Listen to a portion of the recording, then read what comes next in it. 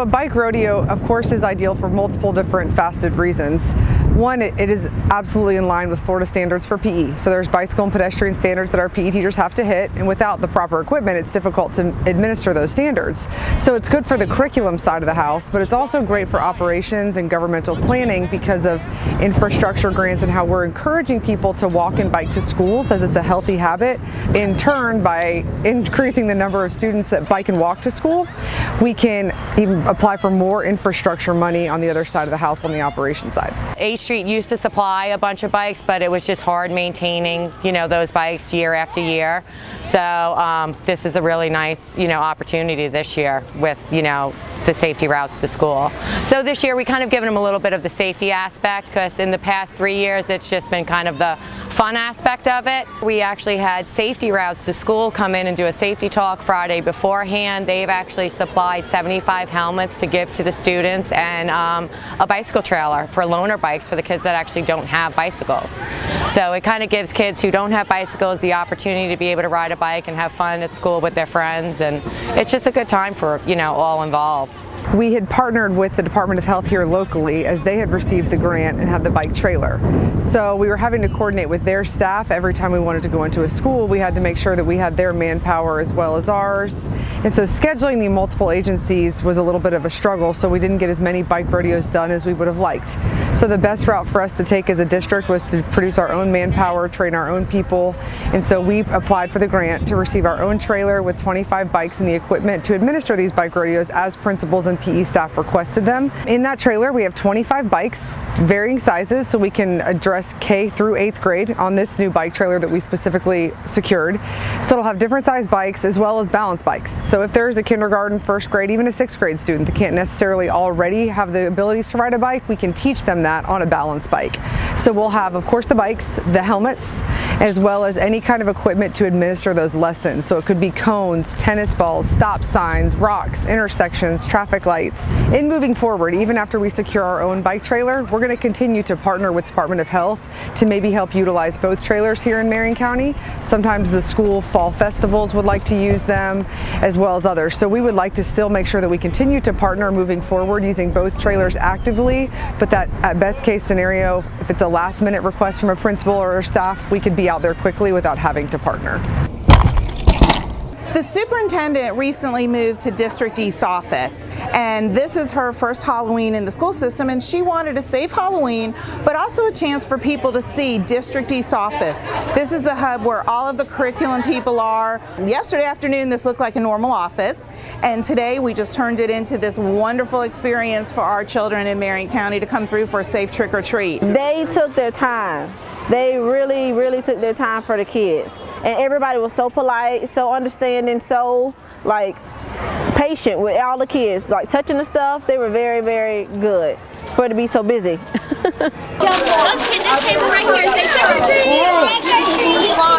Treat or treasure? We have the teal pumpkin, or the teal bowl in this case, and that is for children who are gluten-free or have allergies or can't have sugar. So we have treasures that can be pencils or glow sticks, stickers, bubbles, so they can choose that instead of candy. Since we work with the children who do have lots of food allergies and we deal with that on a daily basis, we thought that would be great for the kids to be able to have that opportunity here tonight. Every department is here, several of our schools, and departments that are not housed at District East also came and have tables outside and are participating in different ways. E1 donated over 21,000 pieces of candy. We had Seminole Feed actually loaned us the hay for today. Several VFW posts gave us some candy. A couple of different businesses and organizations throughout Marion County helped make tonight a wonderful night. We have hot dogs free for the kids from Food Services. We have face painting. We have a photo booth. Kona Ice is free for kids. They're here. We have a food truck. Cora's Kitchen is here if an adult wants to sit down and have some dinner. And we have tables and chairs outside for everybody to enjoy this beautiful fall weather. Remember, tomorrow, November 1st, is no longer an early release day. It's the second of 4 early release days changed to full days because of Hurricane Irma. For the 5th time in the last 4 years, Jasmine Weathers.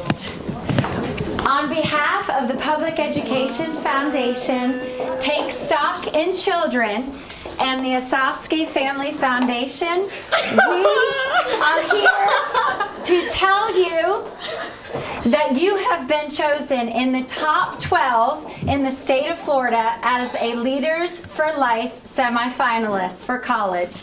Congratulations. Well, at first it was a little scary, I have to admit. I had no clue what was happening.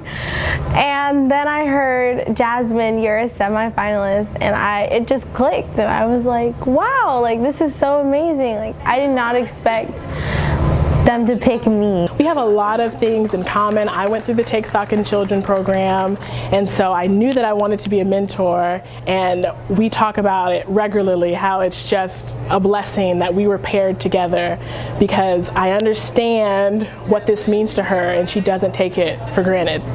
I've had a lot of difficulty with life. Life has not just been smooth sailing, so for most people think that my life has just been completely easy just because of the way I present myself. I'm goofy, fun. I never let anything get me down. So basically, I really think that's why they picked me, because I never let anything get me down. I always keep going when times get tough. There's nothing that can stop me. Like, I'm my own challenge. I push myself. Nobody can do that for me. I'm so impressed with the program. I've had a mentee, several mentees that I've had, and I have one right now who I just adore.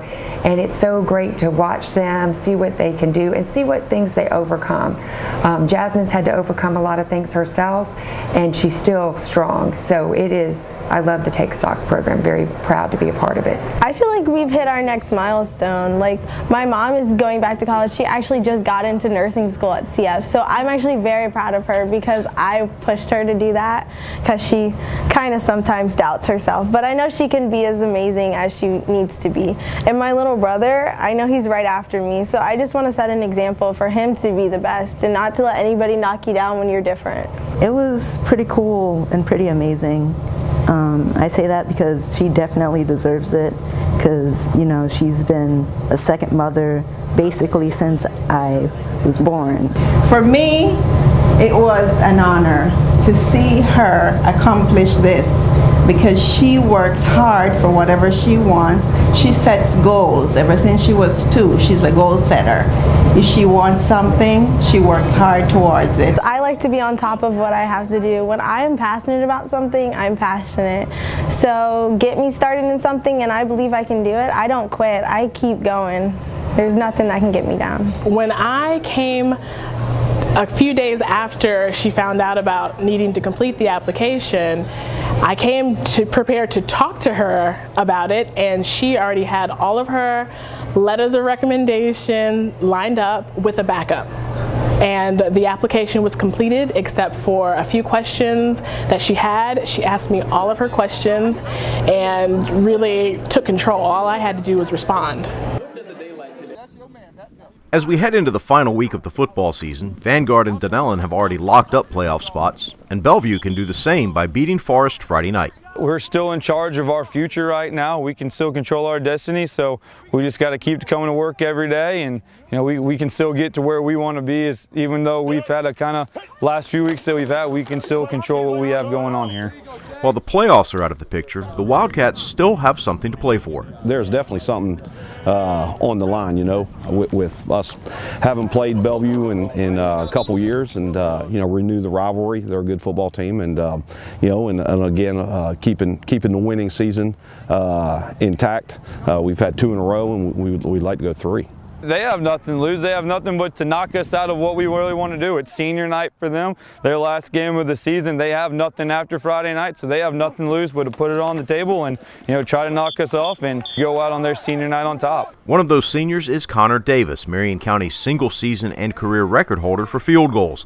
The son of former Wildcat and Florida Gator kicker Judd Davis, Connor's been visiting colleges like UF and South Carolina. It's awesome. It's just a great experience just to see, because I've grown up around here and I've always been a Gator fan, but just to see what other schools are like and just the atmosphere they bring, it's been a great experience. Bellevue's Sierra Harris has set records of her own, becoming the first girl to score points at the varsity level in Marion County history with a pair of PATs earlier this year. She was part of our program last year as a manager, beginning of the year as manager. She's just a dang athlete. She plays girls flag football for us, so we coached her out there during that. We know what she can do being an athlete-wise, so one day we just kind of threw her out there just messing around.